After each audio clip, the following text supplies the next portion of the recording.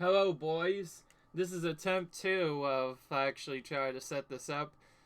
Welcome back to Super Mario 3D All-Stars 100% playthrough of mine. The last episode, we finished the entirety of Super Mario Sunshine 100%, which took a very long time to do that. Now we're going to move on to probably actually the longest game in the series, Mario Galaxy. And yeah, the game was initially released on the Wii, so it had pointer controls to it. So that means we can't actually use any controllers with it, which is kind of pathetically terrible. So, we have to use our arrow to create stuff, which is kind of annoying. And it can be done with any character. I'm obviously going to use Yoshi, because he is the only one that's good, obviously. So we're going to create one with Yoshi and just go in as soon as possible. So the way the pointer controls is a little bit different. You press R to center it into the side, and then you just move it around, and that's how you get through it. Anyways.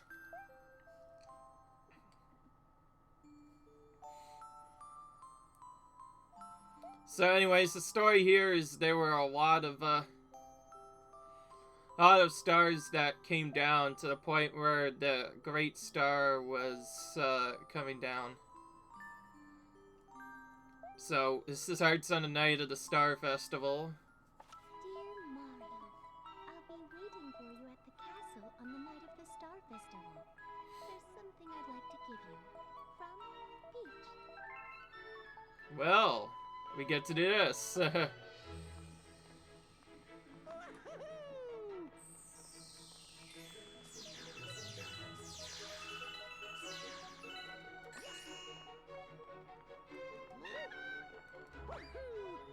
Oh, we found our launch jump button. I think we're good now. So, this first part is very slow, so we're gonna just move towards the area as fast as we can to just get this over with. So, Mario's just on his own way to the Star Festival, like any plover would. Only to have Bowser come in and suddenly attack the castle from thin air yet again. This seems very familiar. We've already had him attack a castle before, and we didn't even see him. Of course, the cutscenes in this game are much better looking, because the graphics definitely look better, and Bowser's a lot more fiercer in this game, to say the least.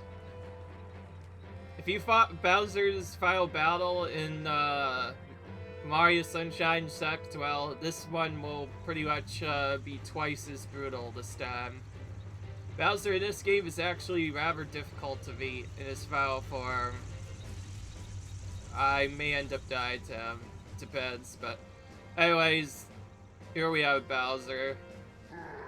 Princess Peach, you are formally invited to my creation of my new galaxy. So yeah, Bowser is greedy to expand his empire that he's going to create his own galaxy. This festival's over. Is he gonna... Yeah, that's brutal. So we have a couple of buttons to use. There's a button that can center in our pointer to do things a little bit differently, and also we can get a couple of other stuff. And oh yeah, these random meteors could just hit you for some reason. But that's not gonna matter. We just have to get to here. Pretty straightforward area. Not much star bits to collect either. This is probably the slowest part of the game, similar to that of Mario Sunshine, but way better this time. Because for this actual entire OP cutscene is definitely more epic than Super Mario Sunshine. Not to give it any bad credit though. So it does have some fun stuff. So Mario gets to the castle only to have the castle get taken up into the sky by the Bowser and his minions.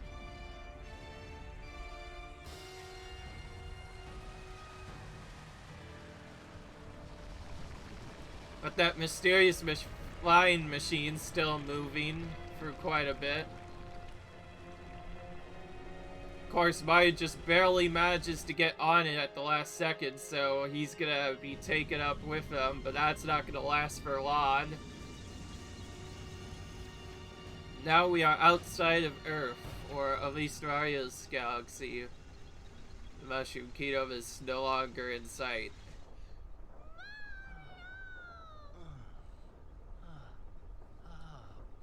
And Mario, and just as soon as Mario comes back, Kamek. Just as we come back, Kamek stops us immediately. So yeah, so long Mario, enjoy your fight, and now we're going to be whisked away to a completely different galaxy. Yeah. Well, I hope you enjoyed that, because we're not going to see Peach for another, who knows, probably 3+ hours. But we are now in the game proper.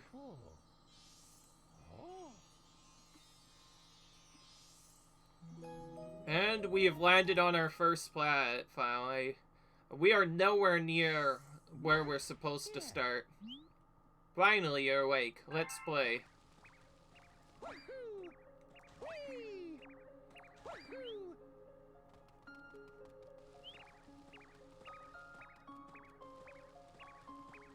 Okay. Well.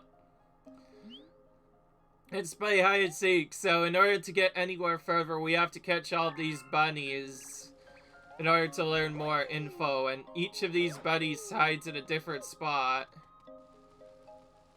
We'll start with the simplest run, which is easy enough to get to. He hides in a bush, and after you catch one of them, he tells you about some of the other hints.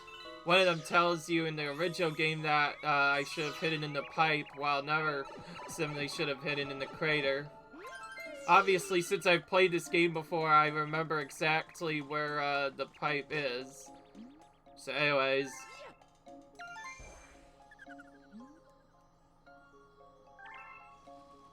Okay.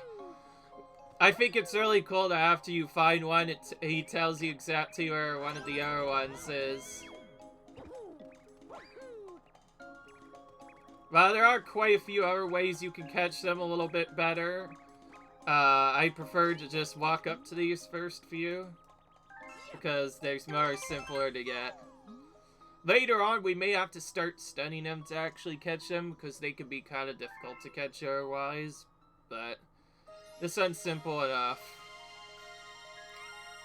So by catching all of the Lumbas here, we find out that these aren't buddies, but actually Lumbas, the protectors of this area, and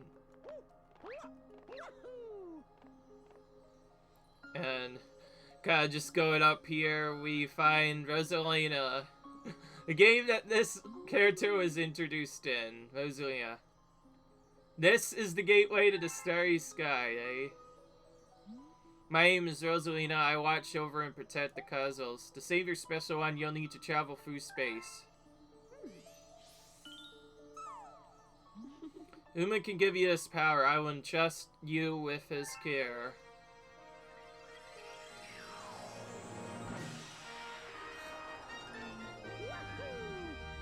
And we are now able to spin. And disaster has struck on us again. He says, maybe with Luma we could get the stars.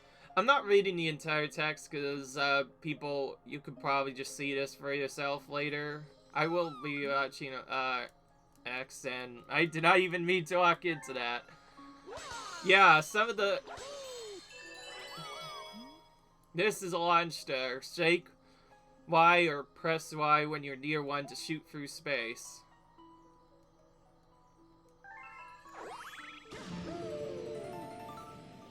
Again, there's no reason to use a different control.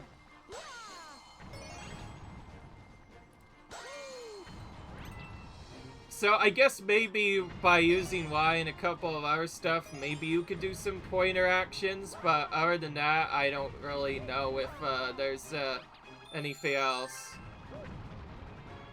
We'll start by collecting our first one up. Can never have enough of those sometimes. Yeah.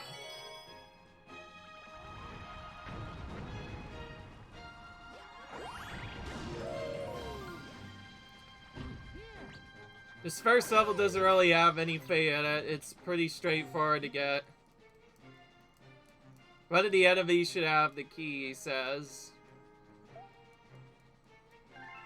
So here we get quite a few different actions. Again, because this is a Mario game, we don't necessarily need to attack him in the same way as we do before.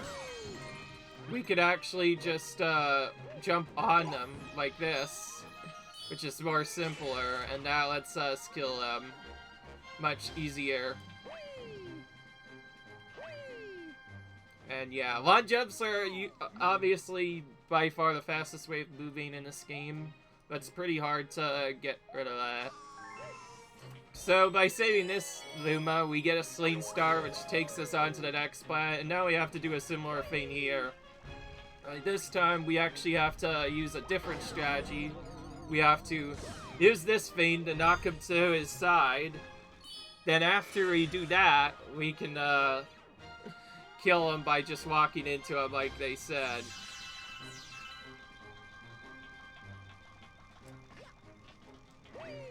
Yeah. When I first saw this, hurry, down here, he says. Now we finally enter the area that actually makes our sense. We've been waiting for you, he says. That's a Grand Star, we have to save it. They're using the Grand Star to power that awful machine. Looks like it's making something. We have to do something before the Grand Star's power is drained. Quickly, find a way to stop that terrible machine.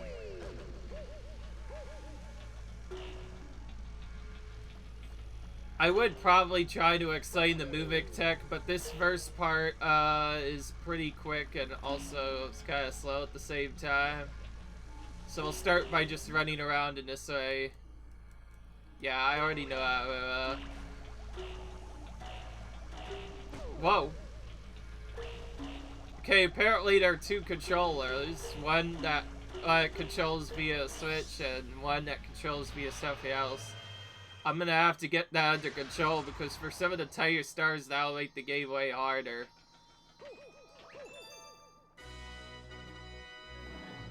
I think that was the pointer controlling Mario or something, I don't know.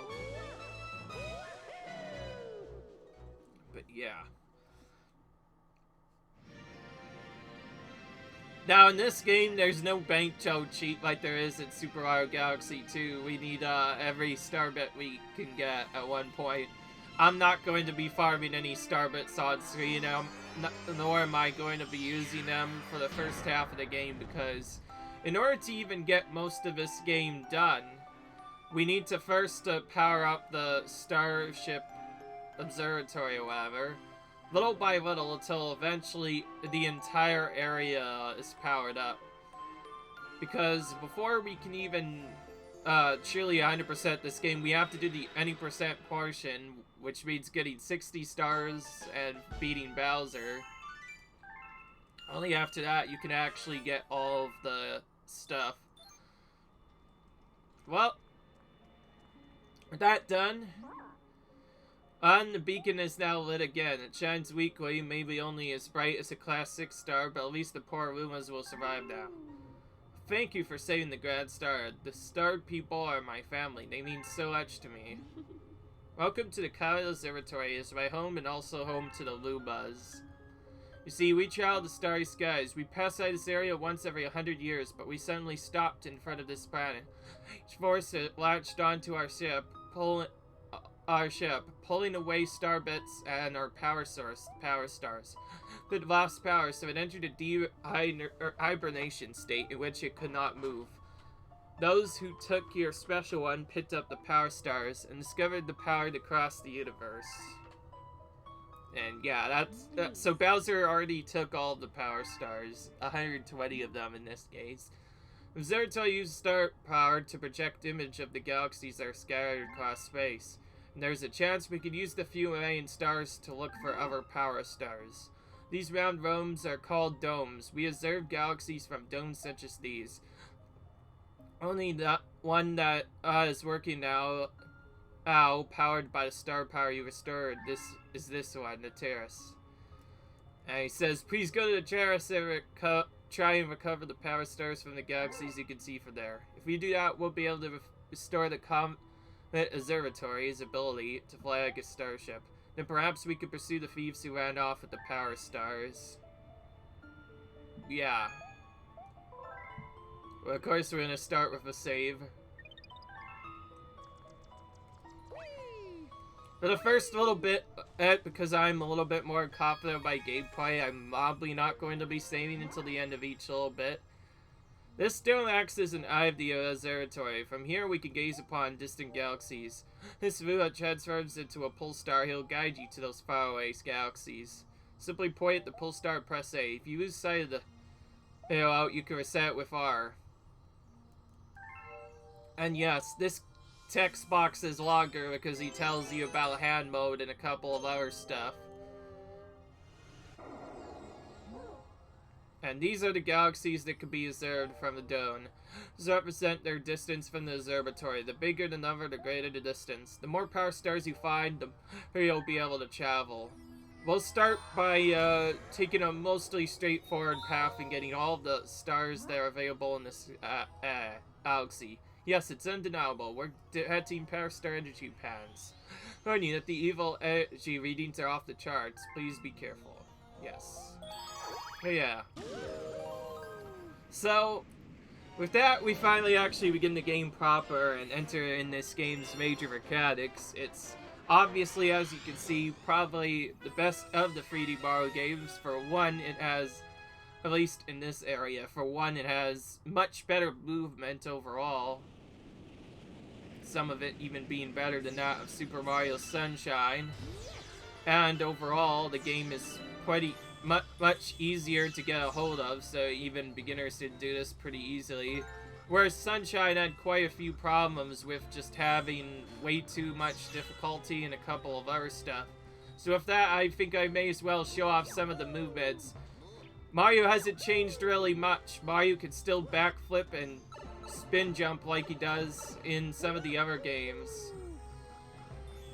And quite a few other things. So yeah, that's fun. Because this is a longer game, though, we are going to be trying to collect every single star bit we can find across our path, because in order to get some of the later planets, we need our star bits to be powerful enough. We need enough of them so we can reach the next series of planets. Otherwise, we won't be able to go anywhere. This is a secret I have.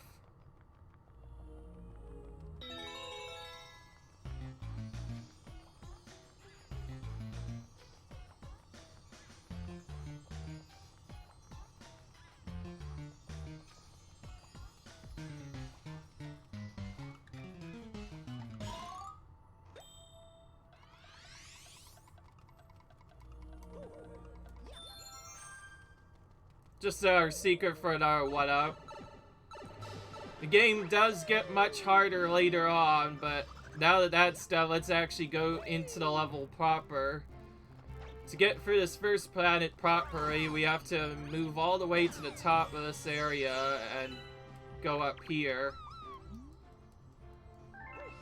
And we get a pulse star and sol star. Sling star rather. That'll take us up to the next planet, and then from here we get into sort of a pickle. The stars are now scattered about, and our goal is to collect them all in this room area. We could actually spin these things and we could defeat them, but it's very obnoxious to do so, so I'm gonna only really spin them if I absolutely need to.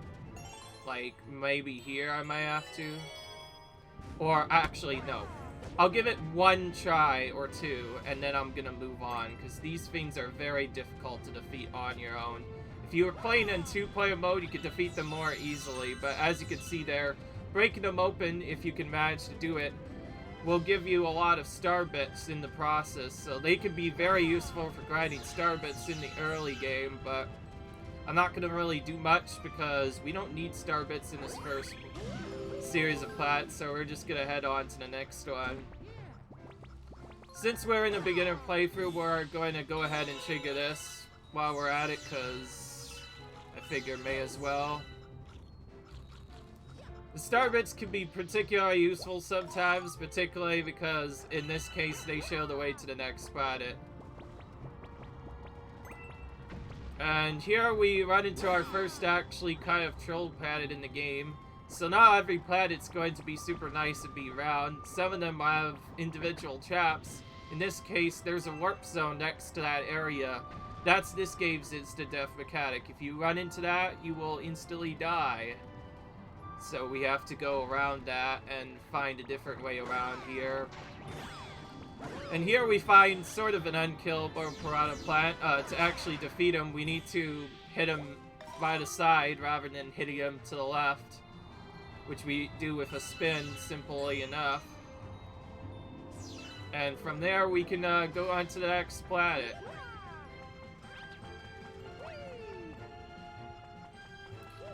I will say though, once you get used to a lot of the movement, it could be really nice to go through lots of these plats. As you can see, enemies have two different ways of giving out stuff. You can spin them to the side, which will give you star bits, or just do other stuff, which will give you other things.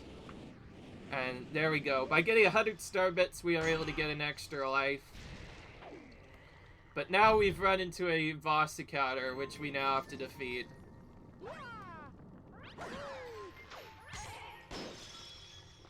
Which reveals Dino Piranha, this game's first boss, and also a remnants to that of PD Piranha, just a little bit different. This is by far the most straightforward boss. Even if you're not a speedrunner, you can still defeat him rather quickly by just going up behind him twice, and then once more again here, and he'll just be defeated pretty quickly. He's mostly meant to be a tutorial boss, which is part of the reason why he's not really that difficult.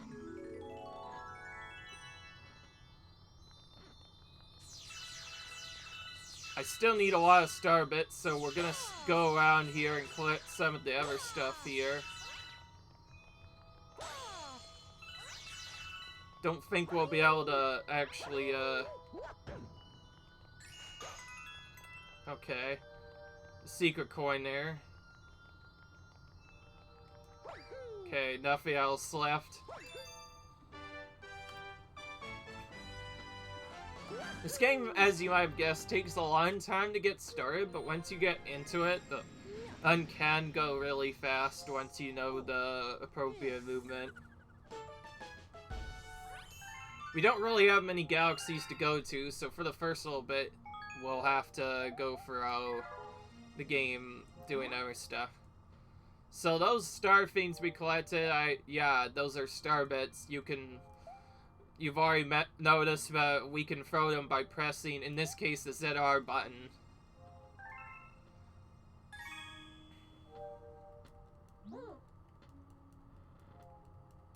And yes, you can feed them some star bits.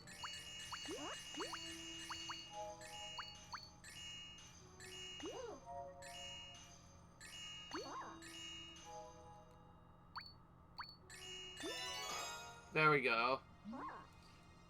It was kind of shaky there.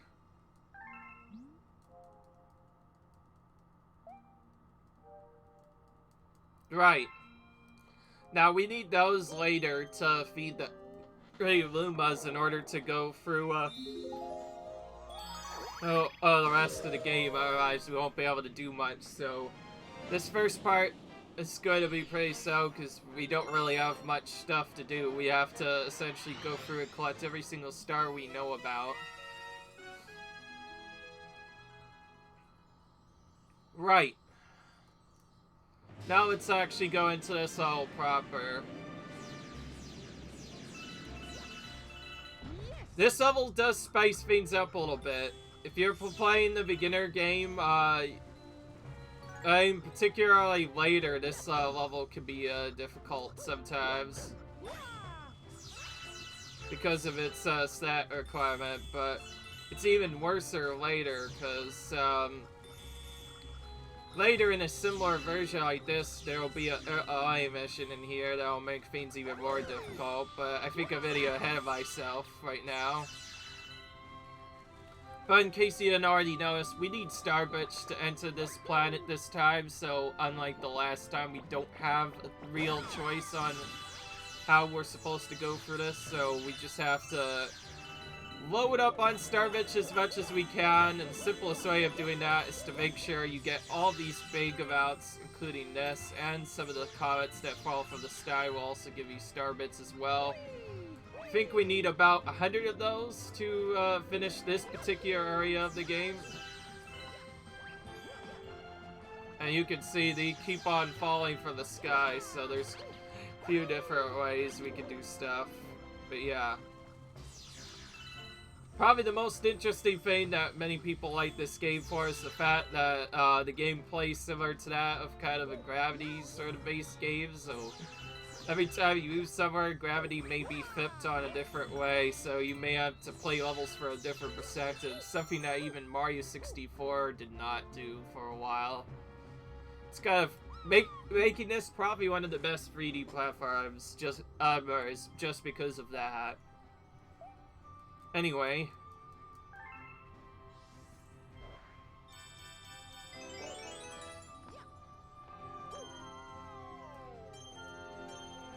These pulse stars later are probably going to be the bane of my existence later, because there's a couple ones where precise pulse star movement is required to get through the game, and because of the save system, I'm still not sure if it'll work or not. But yeah. Again, because we need Starbits for this next fight, we have to kill all the enemies that we know about, collect all the major Starbits, and then collect a couple of other stuff as well. We can even break some of these open to get even more Starbits on top of that.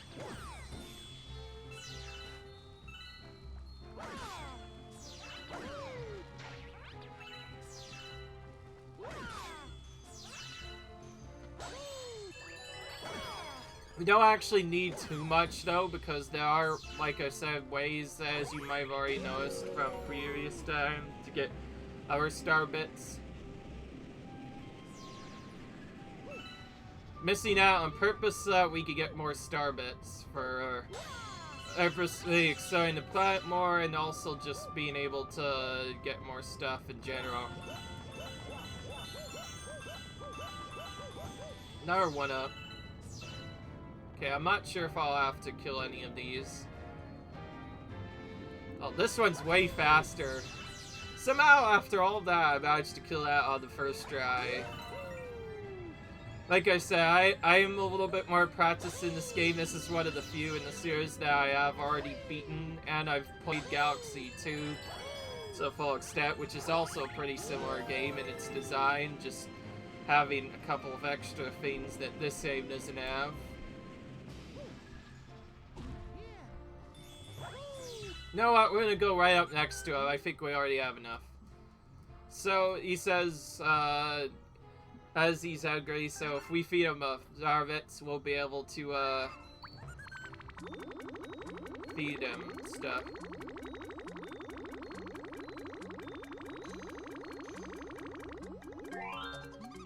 Alright. That was actually pretty straightforward. That one's pretty easy, but you can potentially lose a bunch of time if you have our stuff. You know what? I don't care about the Starbits, that's why anymore. Those were mostly there in case I needed a backup, but yeah. Now, as you already noticed, this game is actually a lot more rich on life than some of the other games were, because now in addition to collecting coins from other stuff, you're tempted to collect a lot of star bits throughout each planet, and every 50 star bits you get an extra life, which is why it's generally encouraged to go for that.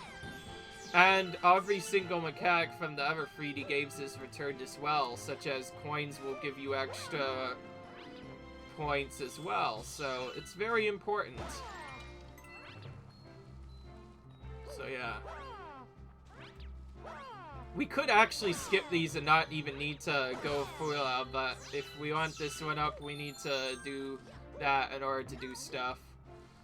And there we were able to do sort of a miniature skip there. So what you just saw there was some of the speed tech of this game. If you backflip or I guess a wall kick as well, you can get to some particular parts early if you use the spin enough. But anyways, we move on to this game's major area once we finally get this part done, that is. The maze section.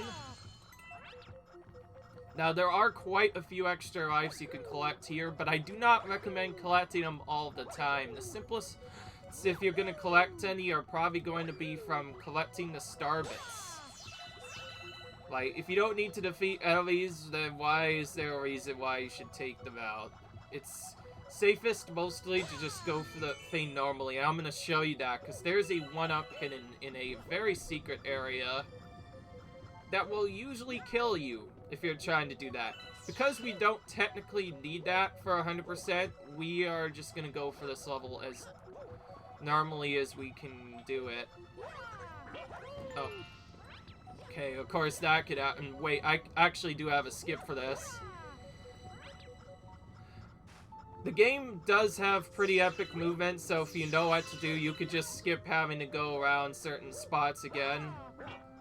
I mostly keep thinking used to so Erica Chels, and there's the cheat 1-up that's blocked by that. That would be annoying to get. That's actually very easily gettable. I just chose not to get it because you get so many lives from star bits anyways, it's not gonna really matter. Anyway. This one does have a couple of worries, particularly if you are in the center, there's a hidden area off to the side that may kill you. But other than that, there's not really anything that will kill you here. It's just obnoxious to get to some of the things. I'm not fully jumping because there are ways where the mechanics can kind of go south and just do stuff. Okay, this one's not quite as simple as the last one. We have to jump and press A at the same time while we're in one of the center, otherwise we won't actually get the start. So you see there, being a little bit more difficult, having to line it up before I can actually get that. Yeah. Now, despite how easy this game is, this game definitely has its challenges, mainly within its secret galaxies. There, again, like the stars of Super Mario 64. So now we can, so by collecting more stars, we're able to expand the thing so much that we found another galaxy. So now we can fun if we wanted to, but because we still need 8 for later, we're going to do this right now. Because that is a thing that's going to happen. And there are challenge galaxies in some of the later worlds, which are marked by question marks in this game, where the game actually gets much more brutal. And there's even a bigger challenge beyond that, but we'll probably end up not getting to that until the second video, and I'm actually kind of getting a little tired of moving through the planet slowly and trying to collect stats, so we're going to do another skip. So this is what I do know how to do. If you press your button, whatever, you backflip, down jump, and hold off to the right. Right, it's kind of precise.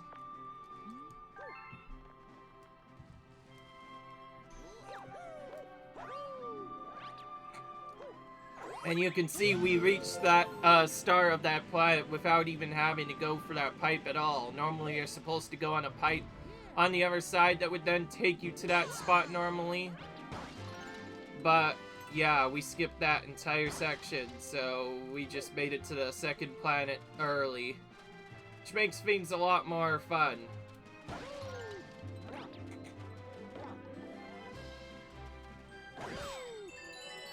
Okay, we found our secret here.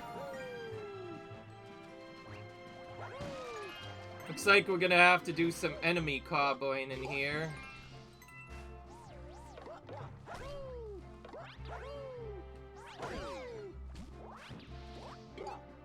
Alright.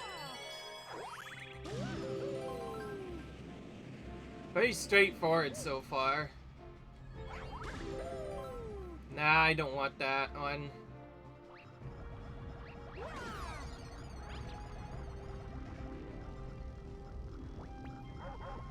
Whoa.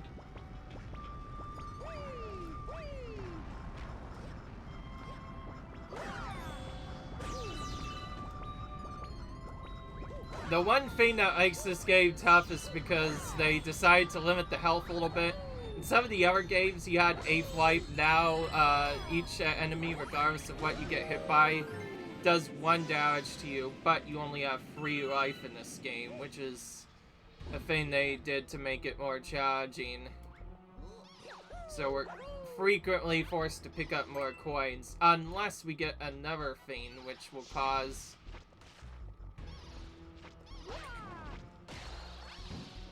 So here we find the major mechanic of this area.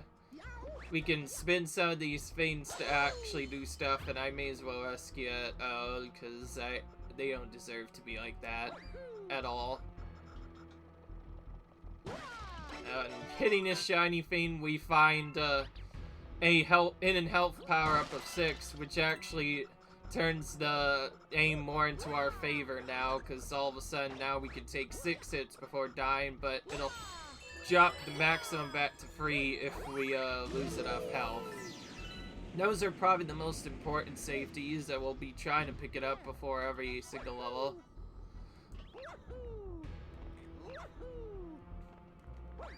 Right. Into this fight we go. Okay, this boss is a little bit more difficult than the last one, but the entire part of it is still pretty straightforward. We dodge until we hit him in the face, and then from there we kind of just defeat him that way. Gets a little bit more obnoxious after you knock his head off a couple times. Then we have these fates that come.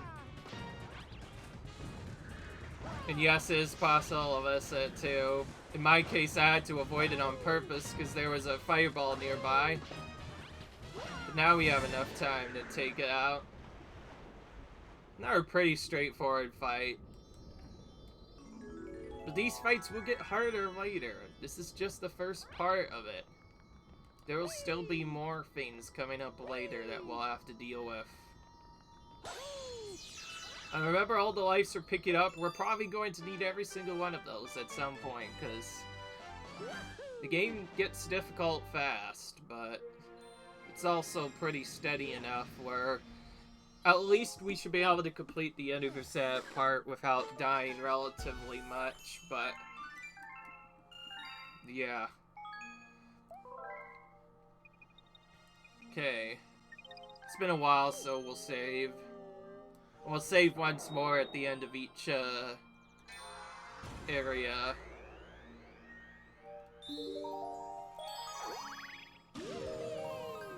And the Honey Hive Galaxy. One of the better galaxies in this game.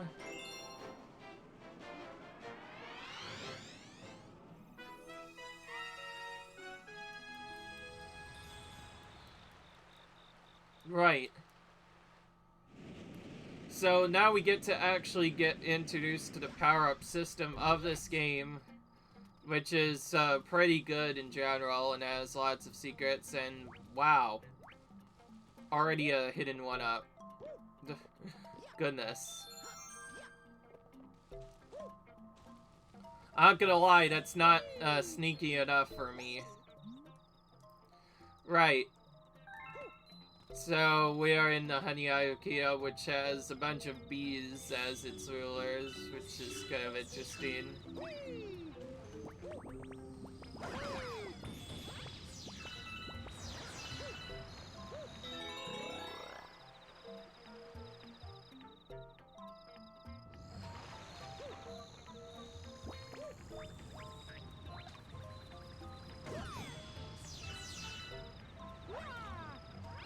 Right.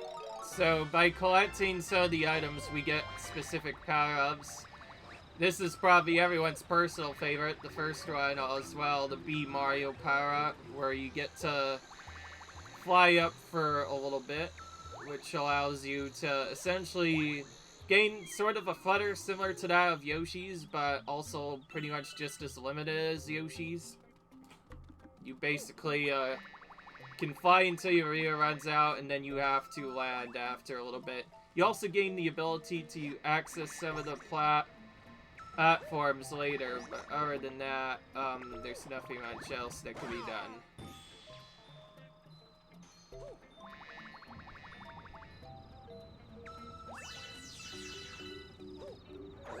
Right.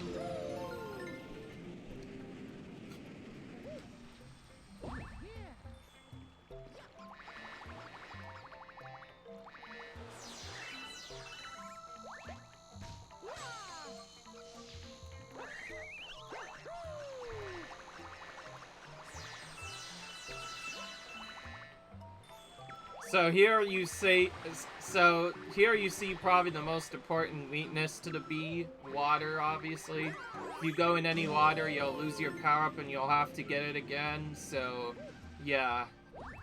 This first area of this game is not really that difficult. It mostly just serves as a tutorial for actually using Bee Mario, which is this area's main gimmick.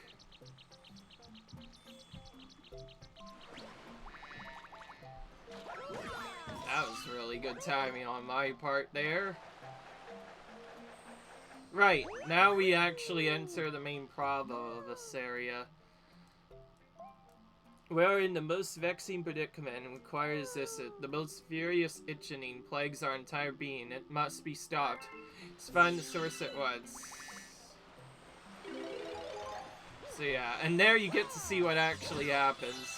I was trying to avoid that, but that one in particular can be kind of difficult to avoid, so... So how are we going to stop this, you wonder? Rather than just doing anything normally, we're gonna fly up to her and actually climb on her back, which is essentially the bee equivalent of giving her a massage. And we climb around until all 5 of them we trust that we rely on you in the future, eh? This is what he said. This is what she said. Jeez. Sometimes the camera can get kind of tricky on how to get through this. But anyways, we end up all the way on the top of this planet. What, Mario? Hey, it's you. We escaped from Peach's castle too, but then we fought Bowser with Gus, and then we got lost with Luigi. Just remembered, we found a power star. I'm sure you'll need this, so here, take it. Yeah, thank you, Toad. You're always very helpful. Yeah.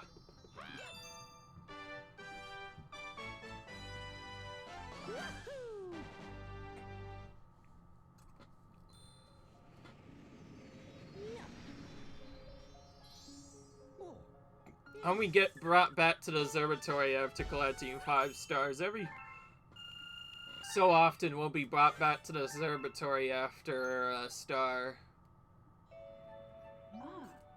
Mario, your name is Sarah, is it? That's what I heard from your friends who just arrived. It's been such a nice rain. Your friends are waiting for you in there.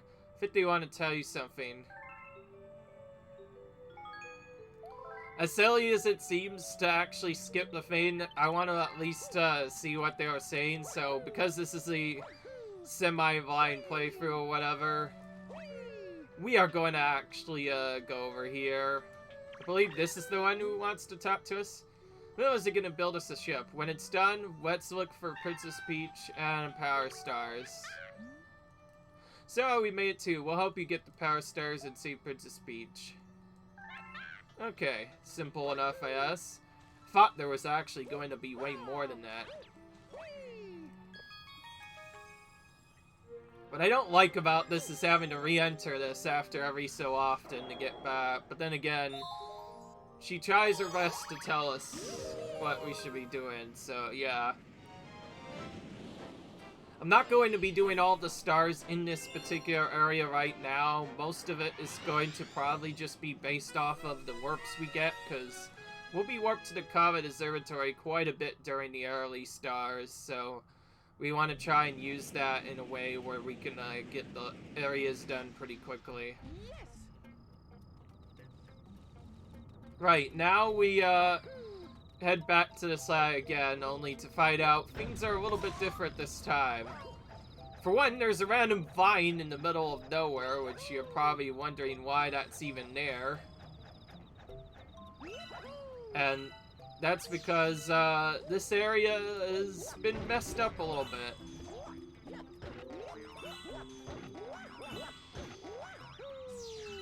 That block in particular is pretty hard to get all the star bits from it that I required.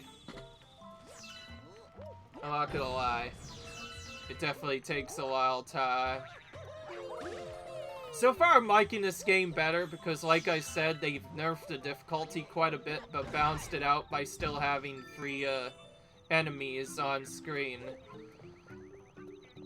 But for the most part, everything has been made a lot easier, which is nice. You can talk to the signs as well, which is, I think, kind of interesting. So here we're taught about some of our mechanics if we don't have that already talked about already. And of course, it's a sort of a wall kick tutorial, in case you didn't already know that. Of course, from playing Mario 64, I already know about that quite a bit. So yeah, in case you didn't already notice, I'm collecting lots of star bits in between these because, again, we need almost every one we can get in order to access some of the planets later on in the game. So yeah, again, we're only taking out enemies when necessary. Oh, and we are now invisible. So now we can defeat every enemy, even the Wigglers. Rip Wigglers. We didn't want to do anything to you, but Rainbow Mario has a different thing to say about it. Whoa! Okay, so this is how you get to this spot. So yeah. That, I think, was completely missing from the second game in the series. Super Mario Sunshine did not actually have an invisibility star. Nor did Super Mario 64 do, really, either. It was later that happened. Also, this is not what it seems. I think I'm gonna have to figure out something. Hang on. It's been quite a while since I've played this game through, so it can be kind of tricky to remember. See, now I remember what I do here. But yeah. And yes, this, of all the games in a series, this is the only one, at least on the Switch, that requires you to actually do the other stuff. Ooh. So there you just saw the cool combo effect you can do. If you backflip and then immediately ground pound after, you can turn your regular ground pound into a homing ground pound, which is especially useful for this boss, who can be very tricky to hit without it. So we just backflip twice and ground pound in midair as we hit it, and Mario will automatically home on to the closest enemy by doing that, if you are fast enough. Otherwise, it'll just go straight down, which makes that fight way easier compared to what we would get normally. One thing that definitely gets sort of obnoxious after a while is the fact that you have to ask if you want to save after each planet or not, which can get kind of obnoxious, to say the least. Which is, of course, important, because just like in other games, we run out of lives, we also get sent back to the main menu, and we don't want to get sent back to the main menu after that. So yeah. So the bugs are kind of the natural predator enemies of the bees, and after taking out the first set of them, they get extremely angry at us to the point where they straight up invaded the landscape area. This area is no longer considered a bee area. I guess you could consider it a bug hive galaxy, if you might add. And yeah, you don't have a good ways through.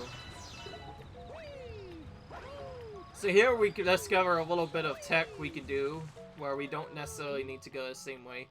The neighbors are causing trouble again. We would be most grateful for your assistance. Yes, indeed. We can actually go down below, but this is the area where we need to go. So this is where the game starts getting a little bit more tricky, particularly later when we have to do a comet later. This is the first boss that could be a potential pain if you don't know what you're doing. Beyond that, he's mostly straightforward except when you lose your bee power. This game, now you have quite a few ways of attacking them, but the best way of doing it is to use that homing ground pound strategy again, so we're going to do that. To get at least some extra distance on him, which will work for the first two fights. Then it becomes a lot more interesting later.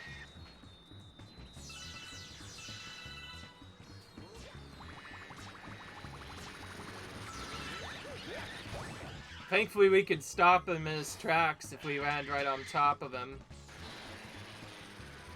And this is where it gets more obnoxious. So this is where you kind of intended to do this. Use the swing shot, fly up high in the air, and then time a ground pound at like the perfect time to actually land on him. While you could do this anywhere other time, it's better to do it this way because you can get above him right away. And I wasn't even doing that correctly, so we're gonna actually use the wall to our advantage here. Help out a little bit. It is possible to get up a little bit higher, but it's not recommended to go up any higher. Okay, I obviously need to be going a lot earlier than this. Okay, that was unfortunate. He was on his side when he was actually in the air here. And here we could do kind of a little bit of a trick to try and do stuff. There's not really a good way to know whether or not you can actually hit him or not, so we're kind of just pounding at random and waiting for him.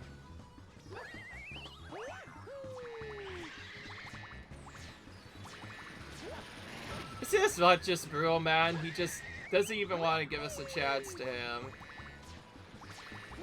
Finally got the pattern for it. Now you can see why that boss is annoying. Trying to take him out fast in particular is what's annoying. Now you lose a lot of your abilities, particularly your ability to launch up and super glide when you use B Mario, so it can be kind of questionable whether or not you want to actually use it or not. That's what the game wants you to do, but there's actually ways to get on him without even using B at all, which I think is kind of interesting.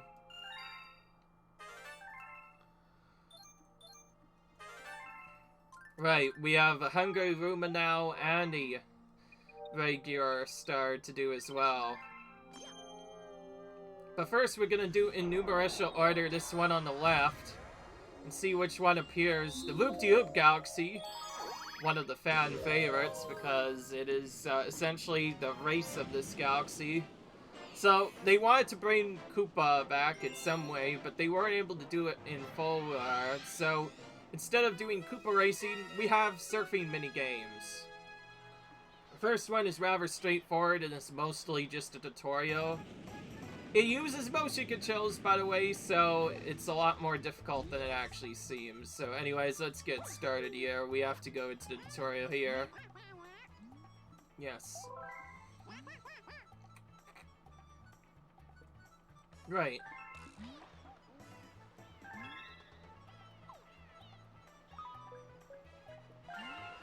Right. So we have to use our basic position.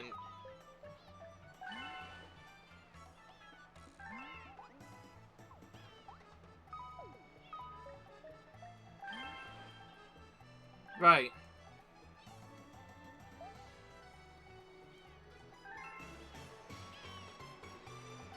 Right.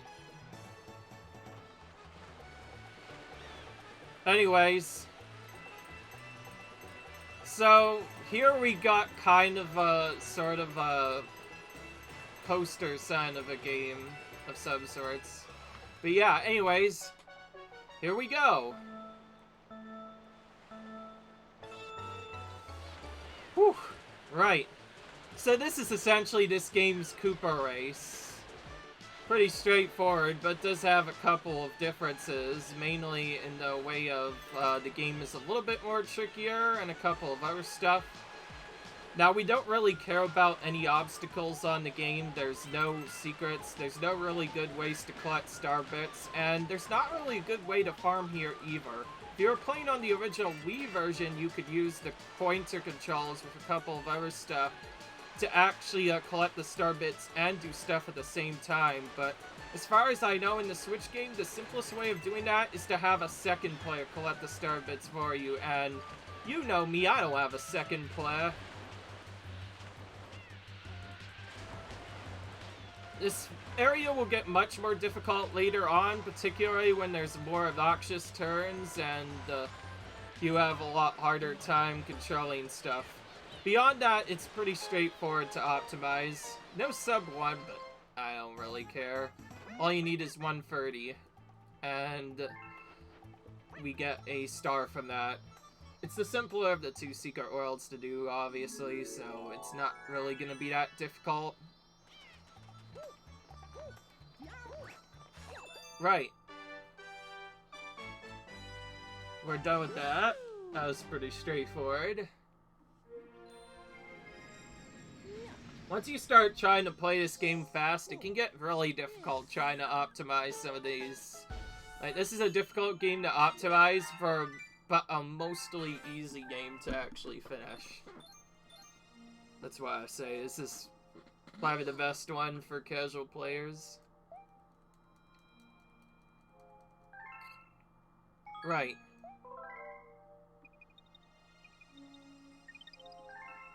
I'm not gonna lie, actually doing that area would take a little long time, so we are going to end the episode right here.